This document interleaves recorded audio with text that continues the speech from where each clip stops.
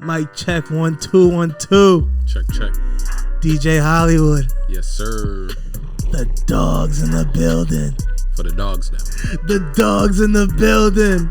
Yes, sir. We live and in effect. You know the vibes, man. Facts.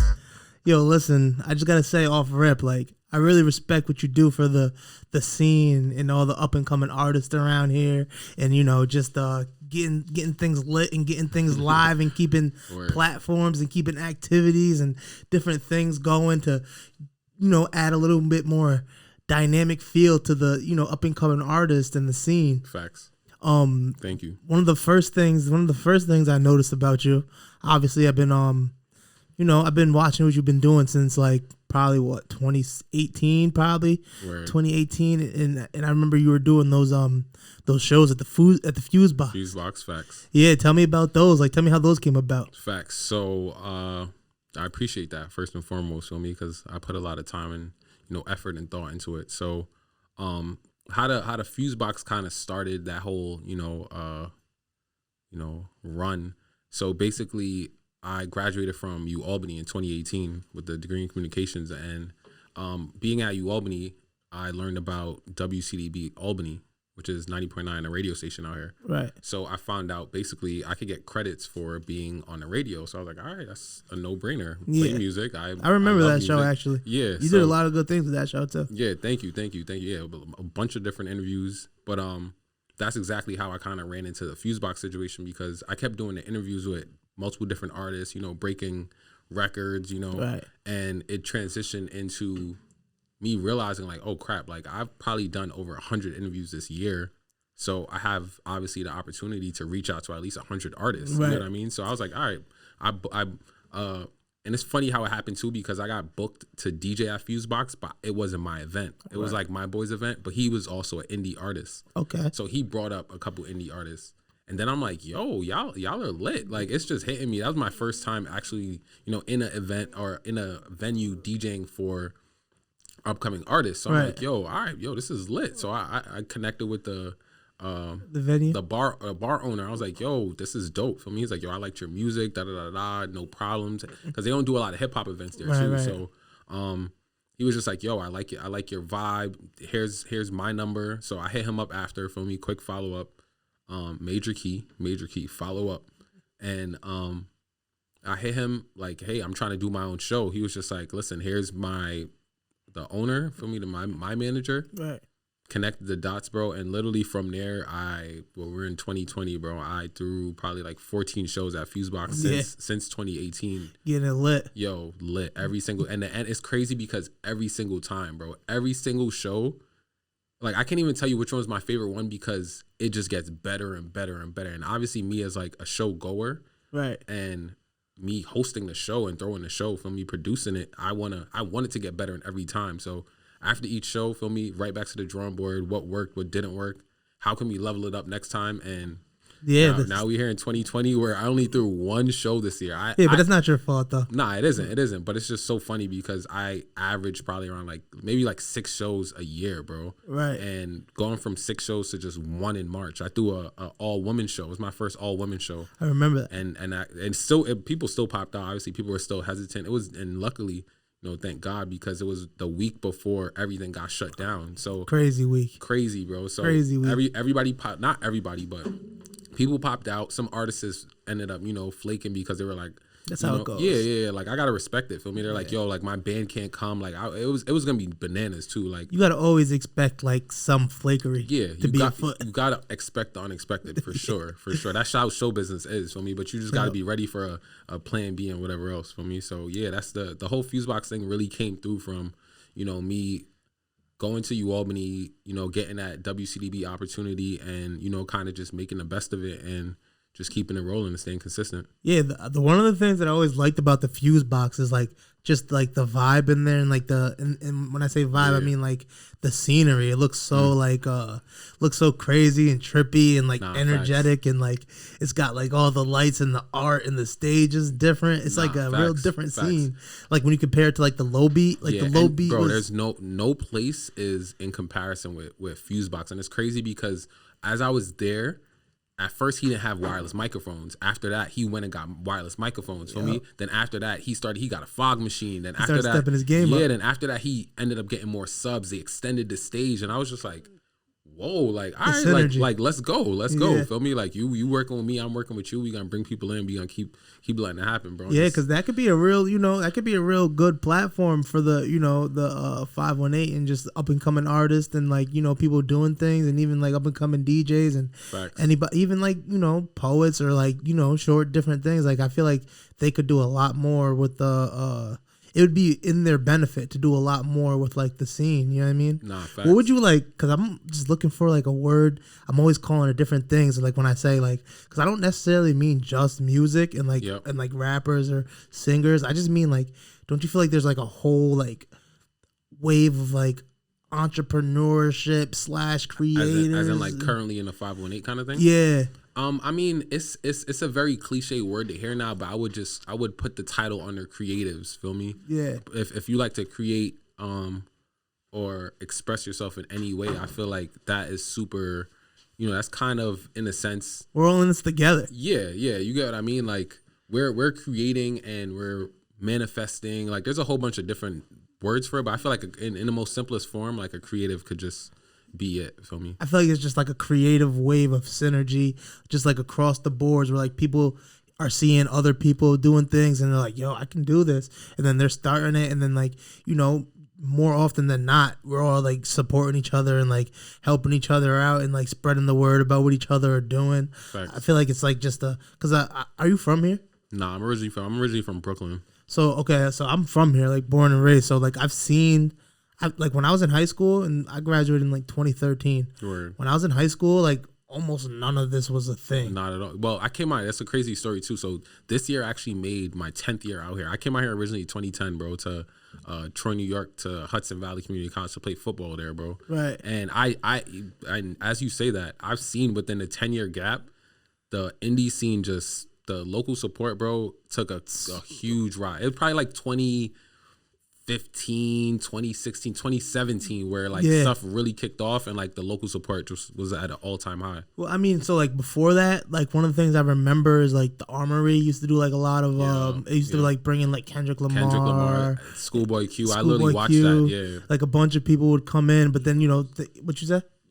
Yeah, the Migos came. Yeah, that was the last one. Yeah, that was the last straw. But things started going left there, and then after that, there was just like a dark period. So it was like there was nowhere for people to like really get on stage. And I mean, then the Upstate Concert Hall started opening up, and Jupiter Hall started opening up. And then you started doing the shows at the Fuse Box, and then like it just seemed like all these things were popping up and popping off, and people were getting out there and connecting with fans, and then fans started actually believing in what people were doing, and they started supporting, and it just seems like the scene has like localized, at least around here, to like a crazy level at this point. I mean, for sure, Corona's going on right now, so it's like we can't really do much. Yep. But if it wasn't going on right now, it was at an all-time high when Corona hit. It was. I mean, we opened up Mint, and Mint was like popping off. We were doing things there, and nobody was like giving us a hard time. Yep. And I'm just like, yo, this is crazy that because Albany was never like this, bro. Not at all. No, never. For sure. Was it? It's crazy. Have you? So like, how would you like stack the kind of local scene? I mean, obviously it's not the city, but just like the other smaller cities, like. So it's funny you say that. Recently, I got the chance to go out to Atlanta, Cleveland, and Virginia, bro. And it's funny because when I go to new states now, I look for like the up and coming town. Like I really consider myself an independent artist enthusiast at this point. You feel me? Right. So yeah, I kind of that's how I look at you too. Word. Thank you, bro. Because aside from it just being, there's so much talent more than what we get brainwashed by the radio. Right. But there's talent in each city, you feel me? Like in the smallest city ever, there's talent in there. Feel me? Like somehow, some way there's some type of talent in there. Whether it be musically or anything else. But what was the question? I was asking you like, how do you stack Albany up against like Right. So like when I went to Cleveland, right? I was just looking for something to do, and I'm like, I kind of want to turn up. Then I'm like, like I'm out here by myself because I got booked to DJ. So I'm like, all right, I'm out here by myself. I don't really want to go to a bar, cop like VIP Dolo. Like I'm like, that's not as fun. Feel me? So I ended up bumping into a DJ on the gram, and it was like, hey, there's like this like indie event going on. I was like, tell me the details. I'm pulling up. It was only $10. I'm like, all right, bet, like perfect. We out. Feel me? So ended up going there. Met another DJ who basically does the same thing that I do in Albany. You know, she has a space, and they basically let her throw events in there, and bro, it was fire. Fire. Like, it's crazy that there's talent in Cleveland, Ohio, bro. Like, and I feel like I said, there's talent everywhere. Brooklyn, feel me? Obviously, Brooklyn, there's just a different energy in the city. The city is just the city. It's crazy. It's crazy. But I feel like at the same time, we can't just undermine the fact that there's talent everywhere. Feel me? So, I mean, how I stack them up is it's definitely not the same. Right. But I feel like the support is definitely different in different places. You get what I mean? Because I feel like the people support like Cleveland artists way heavier than a Albany artist would. You get what I mean? Like on the rise type thing. Yeah, like Cleveland goes harder for their people than Albany goes for their people. Yeah, they will be like, yo, like we're from Cleveland. Like they have they legit have Cleveland pride. Yeah, it was kind of crazy. It was kind of crazy. I'm a little familiar with Cleveland because I went to school. I went to Buff State, so like it's not that far from Cleveland. I'd go out to Cleveland for like different things, and you know we'd pop out to Cleveland and go out around there. So I kind of like understand what you're saying as far as that goes. Yeah, nah, they definitely have Cleveland pride. I didn't even think that was a thing. But. So would you say that this like you know the wave of like creative synergy that I was describing? Would you say that that's like pretty much going on across the country?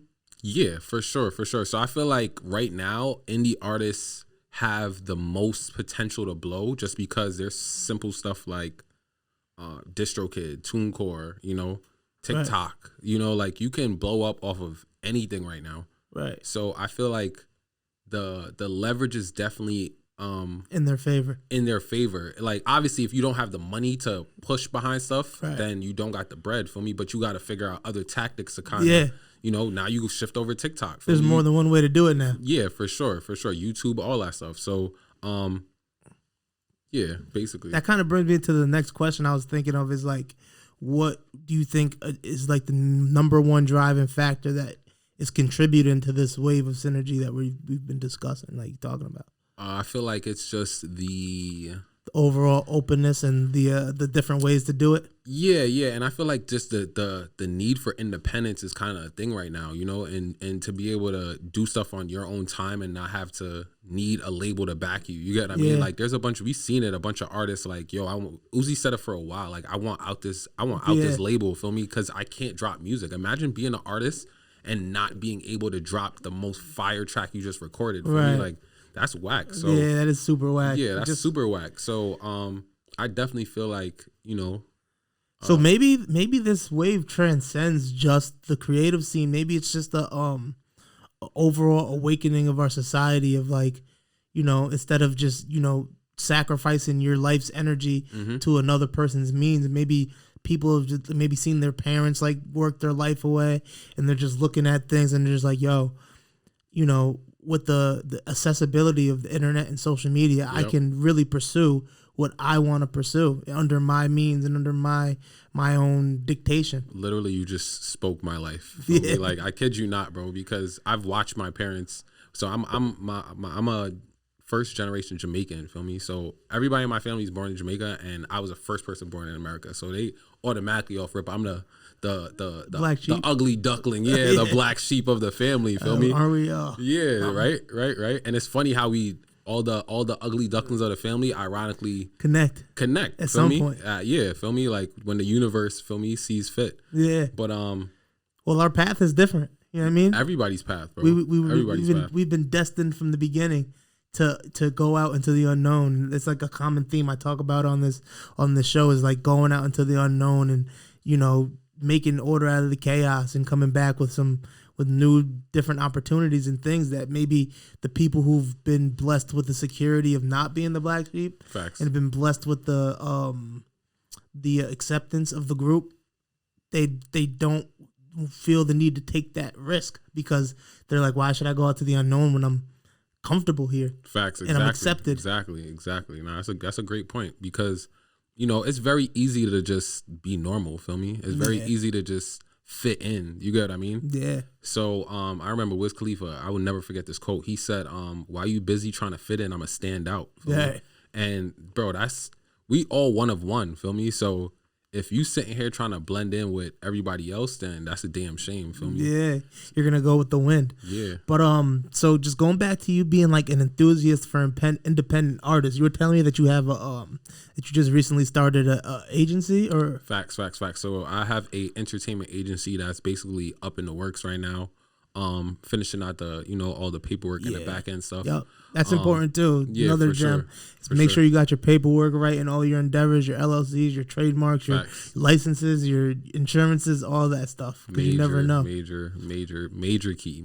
Especially if you want people to take you serious, feel me? You gotta take you serious, feel me? Exactly. So you see the vibes. You see the vibes. You see how it goes. So so the entertainment agency will basically be you know, a platform that will be providing content and brand development. So I basically look at artists as, yes, they're artists, and of course we're in the music business, so it's they're you know, they're business people, right? But at the end of the day, they're a brand, you know. So I kind of try to have artists understand that they're moving as a brand. Yeah. And to build themselves accordingly. You know, all the brands that they wear and all that stuff, there's a reason why they were attracted to it, you know? So I've just been shifting to a kind of a standpoint where I'm giving artists the content they need, and kind of the mentorship too. Yes. And also giving them the, you know, a person that can hold them accountable for their level of greatness that they trying to meet type thing. And the you know, because business is more of a structural order type of practice, whereas being an artist and creating content is more of a free-formed, loose, go with the flow type of structure. So it's drop like, it and see what happens type thing. So you're trying to merge the two worlds as being someone who's been blessed with both a creative mindset and a business mindset. You're trying to help bridge that gap for these artists out here who might just be doing things not just with no real plan, just, you know, going with the flow and just dropping, like you said. Yeah, just dropping and you know, kind of not having a little plan with it. That don't make sense to me. So can you what's the Instagram for that? You said it's mainly on Instagram. It's More Than Music ENT. There it goes right there on the screen. It's More Than Music ENT.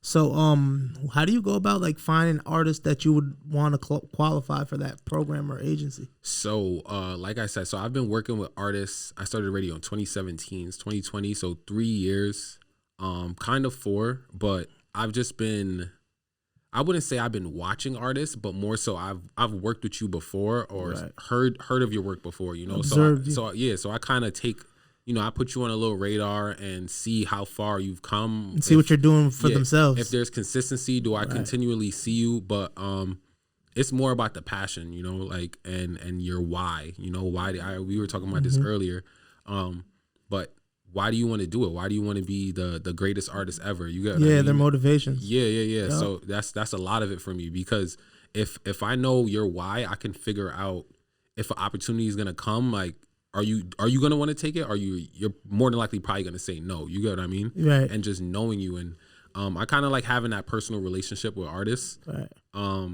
A lot of artists I work with, I legit know personally and chill with them on a regular. You get what I mean? Yeah, so I see you. Yeah, so I'm their friend, and also, you know, they're, like you said, advisor, mentor, consultant, all that stuff, you know? Yeah, so, I mean, I heard a quote once that says, if you have your why, you can figure out your how. I like that. You know what I mean? And it's very true. Yeah, it's very true. Another theme I talk about is having, like, I call it having your North Star. You know what I mean? And as long as you have your goal, which is your North Star, it can lead you to, you know, to freedom. Yeah, your point of focus. Facts. Your point of focus, exactly. You can pick whatever you want, but you have to have a point that you're aiming towards. No, that's a fact. That's a fact. So, another question I want to know is, how'd you like start DJing? Like, just tell me a little bit about the history. So how I started DJing, it kind of went back to the radio again. So backstory on a backstory. So when I was like younger in Brooklyn, one of my bros, his name is Swift Music. Look him up, Swift, Music. On what on Instagram? That's his all platforms, and then he just dropped a new video on YouTube. So Swift Music with a K. All right. So how I started DJing was basically when we were growing up. He was always like that person DJing. Like he lived in the basement. You know what I mean? Like the most cliche story ever, bro. Yeah. And he was dead nice. There he goes right there up on shout out to Swift. So and he just dropped something on Black Friday. So make sure I check that out. And he was just a dope artist, bro. But he never had the super personality to be like. So was he was a rapper? Yeah, he was a rapper. Okay. Yeah. So he wouldn't right, when I say artist, he was a rapper. Right. But he wouldn't he's not the artist to come out like yo, check out my track. Feel me? Yo, like take one play, feel me? Push himself. Yeah, he's not that type of person. So he'll go in there and record a bunch of tracks, but it's like, you get what I mean? Back to what I was saying, like you have to have a purpose with it. You get what I mean? Like, I get you like doing music, but obviously direction. Yeah, you need people to hear it. You get what I mean? So that's basically when I ran into the opportunity with WCDB, I was like, oh, because it's a alternative radio station, so we can't play top 40. Right. So I have to play. What do you mean? Like you can't play like top 40 songs? Can't play we cannot play top 40. I will literally get kicked off the station if I played a song in the top 40 or the top Billboard 100. Okay. So that's why I ran into, I know a bunch of local artists. Right. I know Swift. I'm gonna just run up their tracks, and exactly. we all good. So obviously, me doing that more and more, the local people kind of caught on. Yeah, and they seen what you were doing. Yeah, and that's when I realized, I can like alter it, and I had like this little like DJ board, like just at the crib chilling, and I used to mess around with it, but I never took it serious. Then I was like, I could just bring this on air and DJ songs on air. So I'm like, bet, say less. Brought it on, was messing with it for a little bit. Then I'm like, I kind of like this. And then from there, I was just like, all right, I'm gonna actually invest into the equipment, because I ran into this DJ club called Crossfade at UAlbany. Right. And it was a DJ organization for a bunch of different DJs. They kind of found you gigs, and they were supposed to like provide you with equipment too. Right. But it was for a whole bunch of other reasons. You know how it goes, yeah. Yeah, for SA and all that, like they weren't providing us with the money because we didn't have a space, which was like, how are we going to have a space if y'all not giving us the money? You get what I mean? Like it's like they put you in a loop of not going to happen. It was like student government. Like it was actually student government, but it was literally politics. Like, politics in student form. Wow. So I ended up just getting my own equipment and, bro, literally just locked myself in the crib, practice, like legit. Made my first mix. Shit was terrible. It was like, it's playable. Trial but and error. We just talk about that. Listen, shit was bad. It wasn't terrible. Like, it's playable, but to your standards. Yeah, no. That's I don't even know if anybody might ever even hear that again. Like, just trash it. I don't even. No, but you know what? Like, I like to keep those things too. Just to like, the thing I like about creation and art is that it's a tangible example of human progression over time. Facts. So it's like I can go back and look at something I drew in 2015 and I can compare it. I can even redraw it again. Exactly. You know what I mean? In 2020 and be like, look how far I came. This is concrete proof that I'm improving myself over time. It's so funny you say that too, because I was actually this year is where I started dropping content heavy on YouTube. Right. And I put up a video probably like I had a video in a vault for like a while, right? And with the video, I was like, it was recorded in 2017. My first ever, I had a co-host and we interviewed you could go all this to the first video and down to the right where it all began. So it's crazy enough with this interview, right? So we interviewed this like dude I had class with, bro, and we had no idea what to expect. And son was a loose screw, but we found that out while we were live on air. So we're like, well, you gotta go with the flow. Yo, it's live, so we gotta just keep going. So he raps da da da da da da da da, and I'm like, oh crap, like I made it into like a little video. So I'm like, all right, bet. Let me show everybody, because I was gonna like put it in a vault, but I'm like, let me show everybody where I started with the radio, and that's literally a recording from 2017, my first year on the radio. And I was like, let me just leave it, and just leave it for the people. I think people like to see the progression as well. Nah, for sure. I mean, people following you, they like to see, that where you came from and where you're, and they like to see also where you're headed. They like to know where you're headed, and that's kind of the purpose of this, is to kind of like flesh out, everything that you got going on and you as a person, so that the people can connect and they can know where they're going along this ride of following you on your journey. Right. So it's definitely, like you said, it's a major key in, people seeing the progression. And that's why, I kind of want to emphasize with the entertainment agency and, having a vision for yourself and, showing people along the way, your progression into the vision, and even showing them when it's completed. For me, now what's next, so that's kind of what is up next for the brand, know, and taking in some artists. And I have the platform now, to, take them to other states, get them radio spins, build up your team. Yeah, get them interviews and stuff like that, so that's what people should be looking forward to next. I got, a bunch of merch and stuff. Yeah, I'm about to be dropping and all that. Bringing that up. I see you got a few things, a few different merch items, but right here you brought with you some hats, man. Facts. It says it's more than music with the DJ Hollywood 8 on the back. Feel me? I try to stamp that at all times. Feel me? Yeah, go to my view real quick. Because if you know, you know. Because if you know, you know. How much are these going for, bro? 30. 30? 30. I'm about to pull out the wallet right now. I'll put it on this one. Yes, sir. It's more than music. Look at that. It's more than music. These hats is fire. I appreciate it. Avid hat wearer. I appreciate it. And I'm an avid local business supporter, being someone who's got local businesses himself. I appreciate that. I like to spread the love, and I gotta hit you with the special pin too, man. Yeah. Oh, he not playing games. He dead ass. Yeah, the man doesn't play around. He brought the last one too. Listen, there's only 8 of each color. The only thing is I got the big head with the big dreads. To make it happen. But still, it's about the I'm gonna put this right here. It's about the support. Let me get that. Let me throw the pin on there too. Yeah, throw the pin on there for me, man. Throw the pin on there too. Feel me? Yeah. So obviously, like being an entrepreneur and someone who's on this path, like, and I can relate to that struggle. There's you got to generate income. You got to generate, generate a source of, a flow. So it's like, it's good that you're out here doing this thing, man. Go out there and support all his merch. Pull up his website for me. Facts. Support all of his merch. He's got a website. What's the website called? This is djhollywood.com where my mixes is on, but the merch is actually on It's More Than Music .shopify. More Than Music .shopify. Is it linked in Nah, I think he had it up before though. No. Yeah. There we go.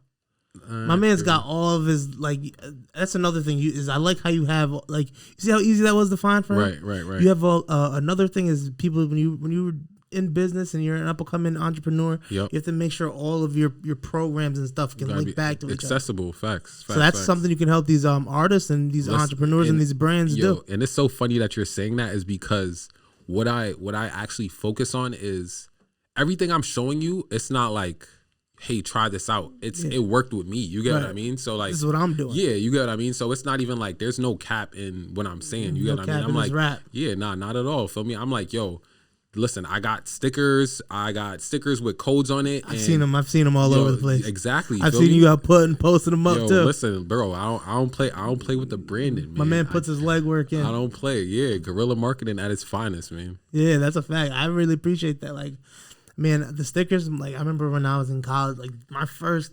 entrepreneurial venture was like the gemstones, like the gemstone that you wrap and stuff like that. No, the gemstone bracelets. Remember, like, back in like 2016, it was like the craze. The gemstone bracelets. You'll see like the little the little balls. Pause. Well, yeah, pause. But I was like, bro, because at first I was just looking for something to, like, I was a business major. I was just looking for something to start, just put my foot in the door. I was gonna start with like these bracelets, like these rubber ones. Yeah, just sell them for like $1 or $2. Yep. And then as I went deeper and deeper, I found those things. And at the time, I was into like the I was just learning about like Eastern spirituality and like your chakras and all that stuff. And these gemstones, like, actually, like coincided with those teachings. So I went out and I got those things. I ordered them and I made the gemstone bracelets, man. And I you made them? Yeah, I made them. Fire. That's how you cut costs. Yeah, I ordered them. I got the jewelry string and the glue, and I made them and I sold, like, bro. I brought a 3D printer and I printed out. So before this was United Universe, it was just this symbol is an African symbol that stands for cosmos or universe and a harmony. Like the universe has harmony is basically what it means. And it was like that. I cut off the other side of that to put the U. Yeah. But that was the piece of the bracelet, and I used to just I sold so many of those, bro. Fire. And that was like my first intro to being a businessman. And that taught me about branding. And I would just take the stickers and slap them up all over the school and just get into people's subconscious and stuff, and it worked, bro. Yeah, for sure. So speaking from somebody who has also been on that path, it works. The things he's talking about, they work, and they will help elevate your career without a doubt. Facts. Especially if you don't know these things or put these things into practice. Nah, that's a fact. That's a fact. And practice makes perfect, and we ain't perfect, so keep on practicing. Keep on practicing, man. So another thing I always see you doing is just like, working with other people, and like you got your man's right here, and like I'm sure he's learning from you and following you in your footsteps. Like, where do you think you got that desire to help? Because I got a bunch of siblings, bro. Like six little siblings. Right. I'm the oldest, so like I innately have that desire to, like, care for somebody. Yeah, care for somebody. Yeah, but more like, and the way I do it is like teach them things and like teach them how to deal with the world. Big brother type. Yeah, big brother type. So like, where did you get that desire? Because I can see that same desire that I got of myself and you. I mean, that's a good question, and nobody has ever asked me that before. But I feel like more so, it probably came from my mom, just her being a very, very, very, very giving person. Right. And beyond that, I feel like, because I don't have any relatives out here, you get what I mean? So realistically, I don't have to do what I do. Right. I could just be about myself and, go about my day. But it's just more so, I just feel like it's the right thing to do, feel me? Right. And I'm a Christian, feel me? I believe in God and all that, feel me? So, I feel like it'll come back to you, feel me? If you do good for somebody, it'll come back to you, feel me? You copping the hat, you supporting, it'll come back to you, feel me? You probably get another roadcast, you might get another camera and all that, feel me? But you feel me? You give blessings will come back, feel me? I'm a big believer in that. So 100%. So I guess that between my mom and just her raising me in church and stuff like that, my belief of just get you give and you get. I grew up in church too. I was a drummer. Me too. Stop it. Nah, I was a drummer too, bro. Nah, drums is my shit. Yeah, drums is it was my first. So that was my first experience of what's the word I'm looking for? Expressing myself. Word. You know what I mean? Expression through some other besides body. Yeah, facts. Sometimes the art. Vard All-Star. Vard, yeah, that's my guy. So we were. You know what's crazy? Now that we're bringing this full circle, it was actually the church was in this building. Oh wow! It was down the hall. Wow, nah, that's the story. That's crazy. That's where I started playing the drums. In the if you go down the hall, those rooms in the front, we had both those rooms, and that was our church. And Vard played the piano. He's crazy on the piano. He's crazier on the drums too. Bro, he's so like. What's crazy is with Vard, bro. Like, that's a person that I would like to like interview or do a story on, because I'm definitely gonna do that. It's more than music for him. You get what I mean? Because obviously he does it for a whole different reasons, personal reasons. But at the same time, like, bro, I met him as a DJ. Like, I found out maybe 3-4 years later that he was a piano player. I'm like, I think he still plays for my grandma's church. I remember when he started DJing back in the day when he first, because he had this my uncle was like. My uncle who passed is like kind of like his dad, you know what I mean? Yeah. So like we grew up together. So he would just, I remember when he first got the CD switcher thing back in the day. Yeah, bro. But that's another story for another time. It's levels. But it's crazy. The church thing, that's an underrated aspect in for like sure. The scene. Because I know a lot of people who started off in church. And church was like before the local scene, like the things we have now. I remember my grandma used to have like, it was Christian rap and stuff, but she would like let people do their little shows and their little events and here. Yeah. And it was a platform for people to like get out there, and it was like the beginnings of the local scene from what I could recall at least. You know what I mean? I was young at the time. I was probably like max like 12, 13. And even to talk on that too, it's very inspiring seeing creative people, because we watch TV, Instagram, and social media and all that, and we see like, yo, this, you know, we see Blink 182, for example, you know, drumming and stuff like that, but we don't see a person in our neighborhood, you know, being a drummer or you know, a rapper and actually blowing up and being successful, you know. So it's definitely, you know, super dope when you see, you know, creative, successful people around you. Yeah, making moves, and there's more and more and more. And this family's going to keep growing, and it's going to keep progressing. And, like, I'm going to do everything I can. I know you're going to do everything you can. Facts. I know there's a few other people who are going to do everything they can. And I think, like, you know, as long as we keep the synergy and this spirit about us, and, you know, this general support, cross support about us, there's the sky's the limit. Nah, no facts. Yeah, the sky's the limit. Is there anything else you wanted to plug in specifically?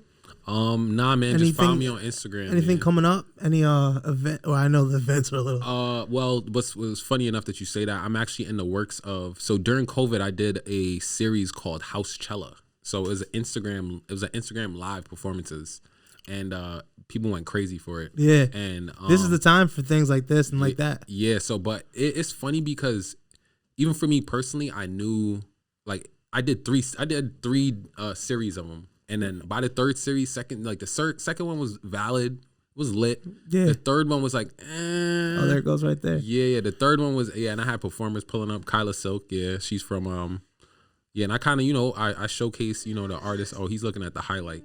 Yeah, that's another thing. Kayami was performing from she performed from the UK, bro. What? So I had to schedule with her too. Oh, because they're coming in from live. Yeah, like so Zoom. I had to schedule times. You get what I mean? Like, yeah. I did a DJ one. I did a DJ one, and then I had somebody DJ from she's from China, bro. So they're like 13 hours ahead of us. So she's like, oh well, I can't do it because it's actually Sunday, and then Sunday I won't be here. I'm like, oh my gosh. They had a guy from Ghana. Like, it's just super dope. But that's fire. That's different, because that's what's gonna really put the plot twist, the bro. Scene of the 518 thing out here on a different level. Yeah. So even with that, like, I'm actually in the works of doing a Christmas, like a Christmas show.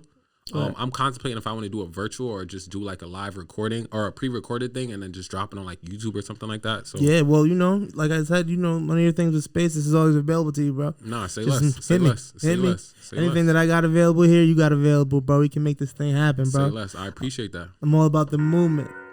With that Heard being you. said, bro, Heard you. this has been a great experience. Long time in the making. Facts. We've had to reschedule a few times, but it was well worth the wait. Listen, People, when it's meant to be, man, it will be. it's meant to be. It will be. And you're gonna be a great help to your artists and the local people around here doing things, man. Appreciate Keep doing you, what bro. you're doing. That being said, you guys be safe. Have a nice day, night, whenever you're watching this. Peace out. Facts.